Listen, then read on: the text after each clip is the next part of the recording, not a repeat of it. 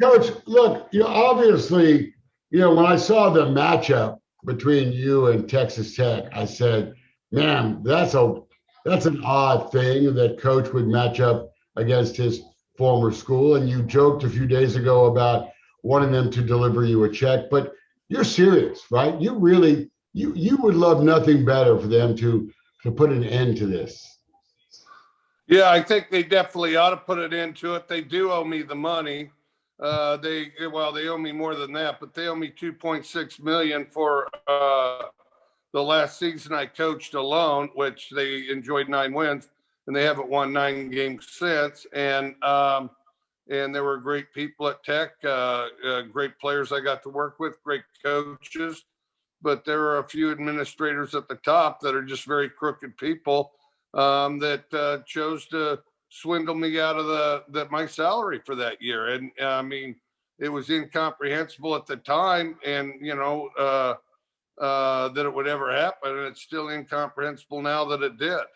That the lawyers told me today that the experience in the lawsuit with Texas Tech has sort of proven this wasn't a one-off, right? That there may be some different people at the top, but their conduct, their willingness to hide public records, their willingness to lie, to overcharge, to do anything they can to keep people from knowing the whole truth is just sort of like unparalleled.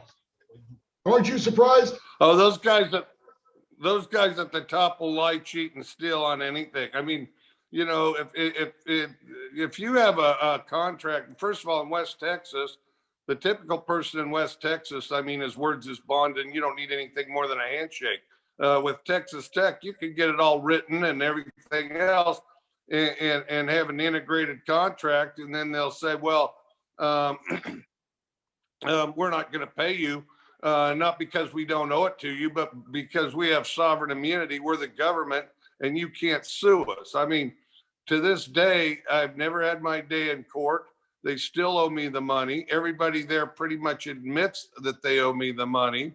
They apologize that they haven't paid the money, and then they act like, well, that's there's nothing they can do, and integrity and honesty doesn't have anything to do with it. I mean, everybody talks about Washington and politicians in the swamp. Well, they have their own swamp right there. Look, obviously the game is on the field next week, but talk about your emotions because you are going up against not only the school where you used to coach, but a university that left a very bad taste in your mouth in the way they treated you. Does it matter? Yeah.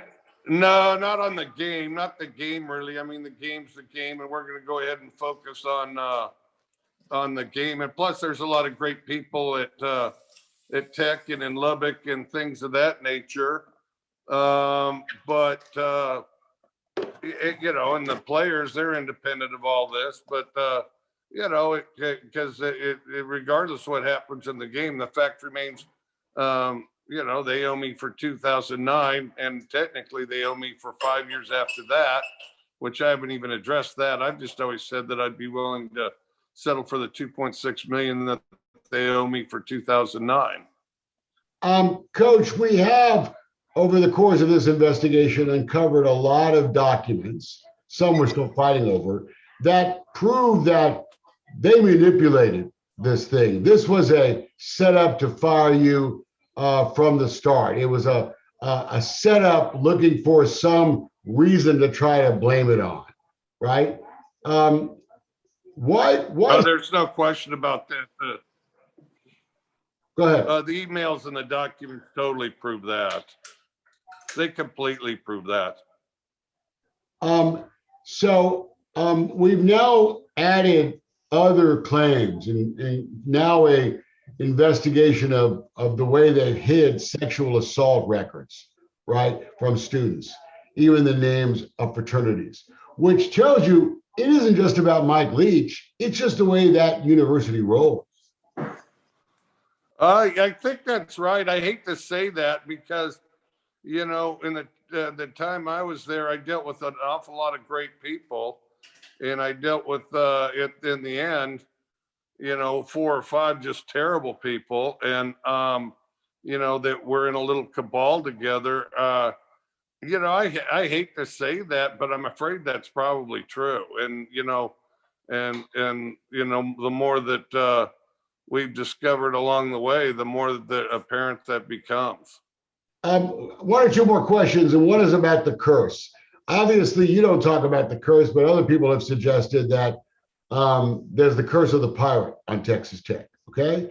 Um, if they win the game, not that that will happen, coach, but God forbid Tech wins that game, there are going to be people who say, well, the curse has been lifted. Does this game make a difference about the curse? Well, I've never really thought much about, the curse is fun to talk about and stuff like that. I've never thought much about it. Tech's a good team. They could win this game. And, but all we can control is ourselves, just focusing on our team being the best team that we can be, and being the best people we can be. And Tech needs to do that with their team, but also clearly with regard to paying their bills, they need to do a little house cleaning there too. And I think there could be a lot of improvement.